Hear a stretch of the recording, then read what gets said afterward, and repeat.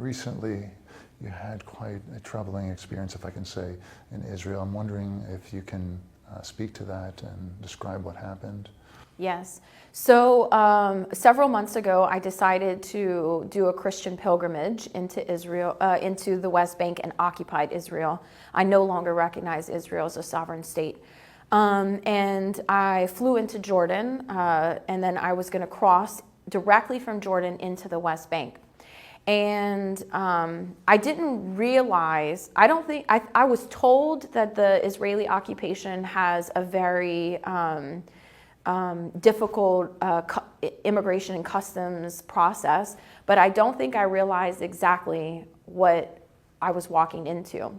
Upon exiting Jordan and going to enter into the West Bank, there's about a mile of electric fences, individuals with AR weapons, at least 3 checkpoints that your vehicle has to go through. And so I make it finally to here, and I have my itinerary, my list of holy sites that I want to visit, and I present my passport, I present my itinerary, which has the hotels I'm gonna stay at, everywhere I'm gonna be. And he asked me, he says, so what are you doing here? And I present this. I said, well, basically, I'm coming on my Christian pilgrimage. And he looked up at me and he said, basically? And I said, yes. And for some reason, this word just threw him off. And so I get escorted to sit in an area and wait to be basically ask more questions. So during the next hour or two, I have 2 or 3 more people come ask me questions.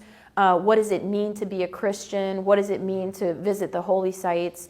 And as someone who is born and raised a devout Catholic, currently practicing Catholic, of course these are easy questions for me to answer. And so I answer the questions, but I guess they are still not convinced. And so now they're going to detain me and interrogate me. So they take me to another area of this building, and meanwhile there are no Palestinians here. Palestinian police, Palestinian authority, everything is controlled and operated by the Israeli occupation. And this is me trying to enter into Palestine. So I'm trying to enter into Palestine from the Jordan border, but everyone that I'm coming into contact with is the Israeli occupation, the Israeli government.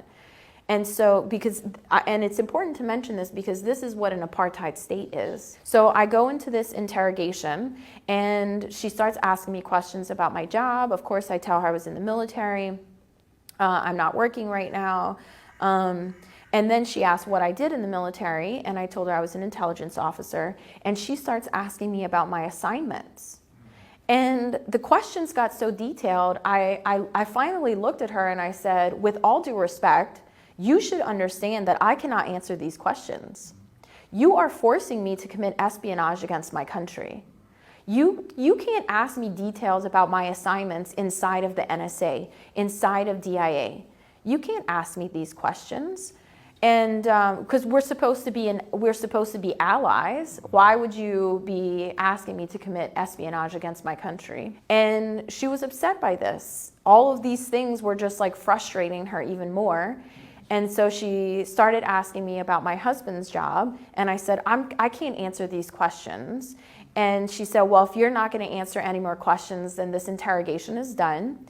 And I exited out of the interrogation room, and probably about an hour later of waiting in this one area where I was detained, they came and gave me a paper saying that I was not allowed to enter into Palestine. I was being banned for 5 years, and I was a public security threat. Just for having a pro-Palestinian stance, for having a stance against the genocide that they're committing. The Israeli government wants to know our stance on the war, so this is a part of their interrogation. They ask, how do you feel about the war? They even asked me what I thought the solution was, of which I told them maybe the Jews should move to Florida because the governor there really loves the Jews, so maybe you guys should go to Florida.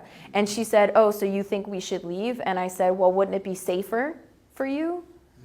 Don't you want to be safe? If you feel like you're unsafe here, then maybe you should leave.